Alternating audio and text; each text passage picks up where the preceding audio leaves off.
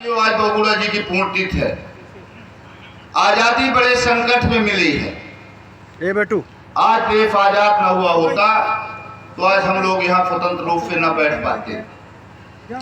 नेता माने भगवान हुआ करते थे। नेता की परिभाषा अगर सीखना है कि नेता की परिभाषा क्या है, नेता बनना कितना कठिन है, तो बगुड़ा जी का इतिहास, स्वर्गीय हेमवती नंदन बगुड़ा जी का इतिहास खोल के पढ़िए तो अपने आत्मा दहल जाएगी कि वाकई पर नेता इस तरह होना चाहिए। जिन्होंने मुख्यमंत्री रहते हुए, केंद्र में मंत्री रहते हुए, संसद विधायक रहते हुए अपने लिए निजी घर न बनाया हो, बच्चे किराया से रहते रहे हो, जिनको अंग्रेजों ने उस जमाने में ब्रिटिश सरकार ने 20,000 का इनाम घोषित किया था, आज उस जमाने का 20,000 आज का 2 करोड़ रुपए इनाम होगा। साथियों, जिन्होंने जेल में रहा, यातनाएं सही, लेकिन कभी भी अंग्रेजों से समझौता इन्होंने नहीं किया। आज रीवा से उनका बहुत बड़ा प्यार था।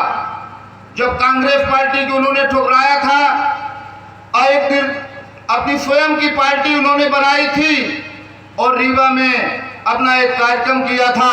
उस समय हमारे भाई सुभाष श्रीवास्तव जी, जो स्वतंत्रता संग्राम सेनानी के पुत्र हैं, ये लोगों ने वहां पे लड़ाई लड़ करके रीवा में बहुत बड़ा कार्यक्रम किया था और उसका बीज देवथर में जमा था। साथियों, मैं एक चीज कहना चाहता हूं, पूजनी जीजा जी, ये गुरुक्षेत्र में लगातार मैं 15 वर्ष से संघर्ष कर रहा हूं। इस गुरुक्षेत्र में ये गुरुक्षेत्र आतंक के साए में था।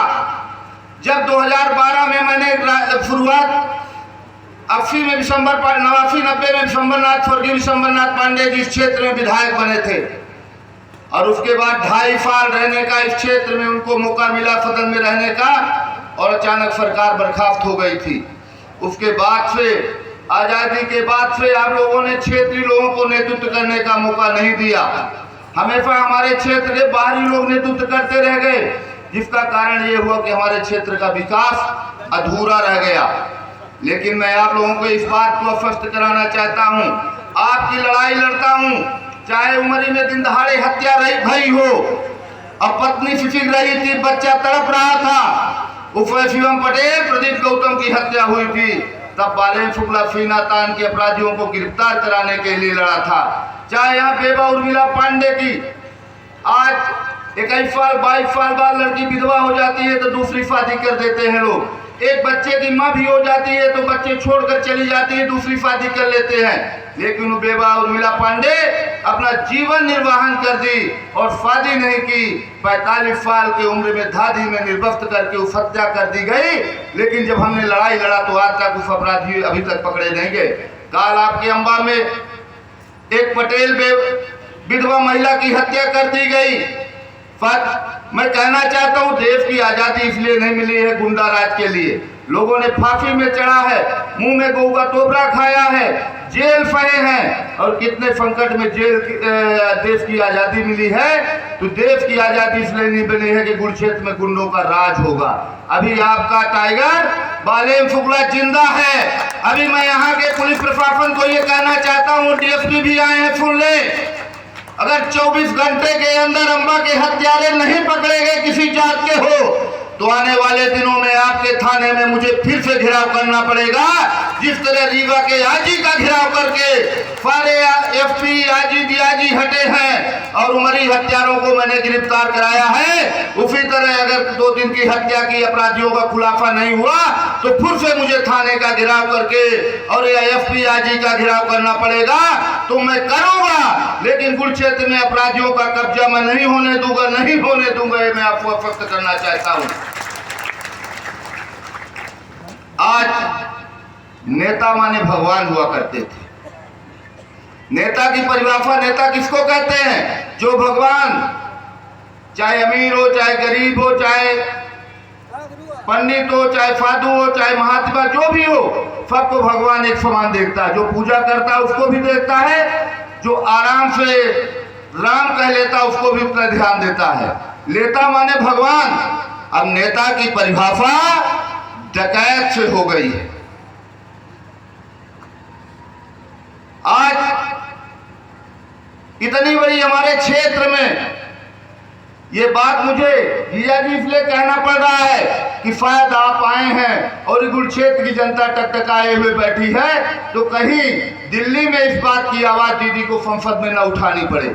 इसलिए मैं आपके कान में बात को नजर डाल रहा हूं कि हमारे क्षेत्र में ये मान लीजिए कि रीता जी दिल्ली में है, लेकिन उनकी निगाह हमेशा गुड़ क्षेत्र की जनता के प्रति रहती है। जब भी मैं कोई काम करता हूं, बड़ा काम, क्षेत्र की जनता की कोई समस्या के समाधान के लिए मैं लड़ाई लड़ता हूं, तो उसमें दीदी का आशीर्वाद पूरा रहता है और उन्हीं के आशीर्वाद से ही मैं लड़ाई लड़ता हूं। मेरी पत्नी भी यहाँ बैठी हैं और मैं अपनी पत्नी के सामने जब घर से निकलता हूं तो ये कहता हूं कि मेरे गुड़ क्षेत्र की बहनें भाई के हाथ में कलाई बांधती हैं, इसलिए बांधती हैं कि भाई रक्षा करेगा। तो तुम घर में सिंदूर तब लगाना जब तुम्हारा पति घर आ जाएगा, इसके पहले नहीं। तो मैं इन तमाम साथियों को ही कहना चाहता हूँ, अपनी बहनों को कहना चाहता हूँ, अपनी माताओं को ही बात आश्वस्त करना चाहता हूँ कि आपने 9 महीने पेट में सोया है, पाला है, इतना बड़ा लाल तैयार किया है, तो इस लाल के रहते आपकी सुरक्षा नहीं होगी, सुरक्षा होगी। चाहे कितना भी अपराधी हो, उसको गुड़ क्षेत्र में कुचल दिया जाएगा, उसका राज नहीं चलने दिया जाएगा। ये मैं आपके सामने आश्वस्त करना चाहता हूं। आज हमारे क्षेत्र में गुड़ क्षेत्र जो है, खास तौर से मैंने 2-3 लड़ाई लड़ा हूं। जो हरिजन आदिवासी उनको पट्टा तो मिला है, लेकिन पट्टा किस जमीन का मिला है ये पता नहीं है, कागज में पट्टा मिला है। तो इनको पट्टा मिलना चाहिए। ये प्रस्ताव मैं बना करके दीदी को दूंगा, ये बाद में संसद में उठवाऊंगा, प्रयास करूंगा कि संसद में उठे। और जो आप लोगों की मूल समस्या पट्टे की है, जहां आपका घर बना वहां आपको पट्टा मिलना चाहिए, नहीं आपका नाती पंथी कहां रहेगा, इसकी जिम्मेदारी मेरी है। ये बात मैं आपके लिए उठाऊंगा और उठवाऊंगा। मैं सदन में तो नहीं उठा सकता हूं, मेरा अधिकार नहीं, आपने सदन में मुझे भेजा नहीं है। सदन में उठाने का काम विधायक का था, संसद का था, लेकिन संसद और विधायक ने उठाए हैं। लेकिन मैं अपनी बहन के माध्यम से बात अपने गुड़ क्षेत्र की समस्या उठवाऊंगा। लोगों ने मुझे पदयात्रा के दौरान कहा है कि भैया पट्टा तो मिला है, लेकिन हमारा खफरा में कब्जा दर्ज नहीं हुआ है। तो हमने कहा कि पट्टा तो हमारे लड़ाई के बाद मिला है, अब आपका खफरा में भी दर्ज होगा। ये लड़ाई आपके अनवरत जारी रहेगी। साथियों, हमारे यहाँ का नौजवान बाहर पलायन कर रहा है। आजादी के बाद से लेकर अब तक,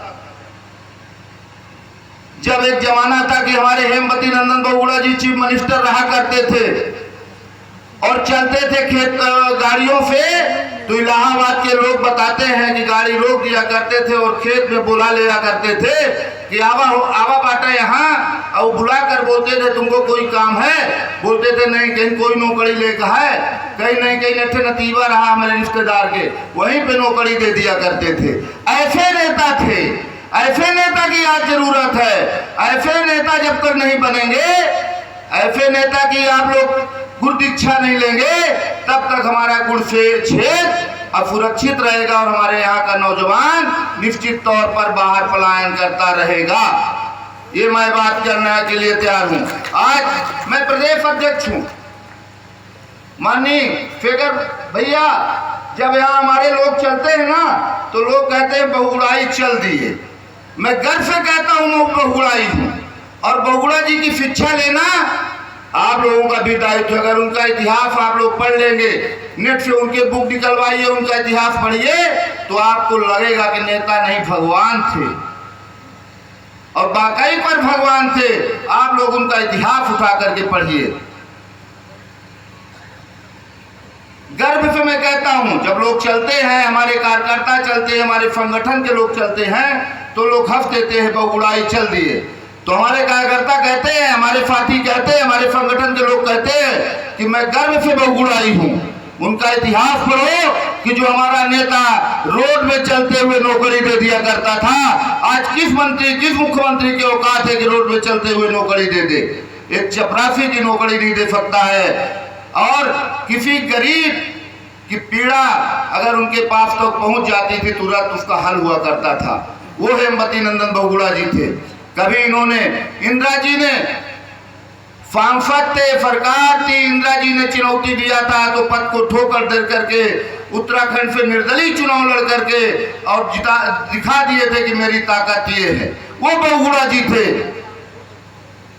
उनका इतिहास हमारे कमलेश मिश्रा जी अधिक तौर पर बताएंगे, फलप्रसाद पांडे जी और विस्तृत रूप में बताएंगे, क्योंकि उन लोगों के बचपन के साथी थे। आप लोगों के बीच में आप तो हमेशा हमें सुनते रहते हैं।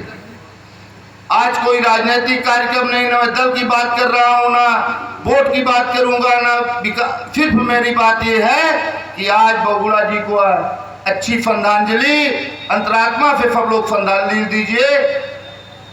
और उनकी अंतरात्मा जो बिंद में थी, खास तौर से रीवा में थी, तो 2023 में आने वाले दिनों में उनका नाम गुण क्षेत्र नहीं प्रदेश में लिखा जाए। जो बहुगुणाई हफ्ते हैं उनको आप लोग बता दीजिए कि हाँ बहुगुणा जी का इतिहास ये है, हम वाकई पर बहुगुणाई हैं।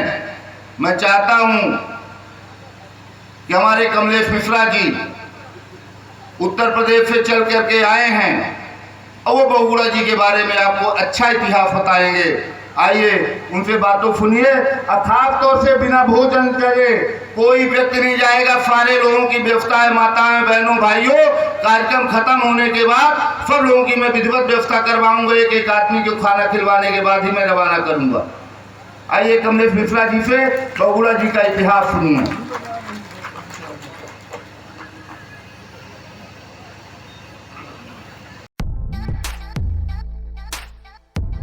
दूल्हा साफा माला दुल्हन ज्वेलरी ब्रांडेड मेकअप सभी होलसेल रेट पर उपलब्ध है। पता प्रकाश चौराहा सब्जी मंडी रीवा।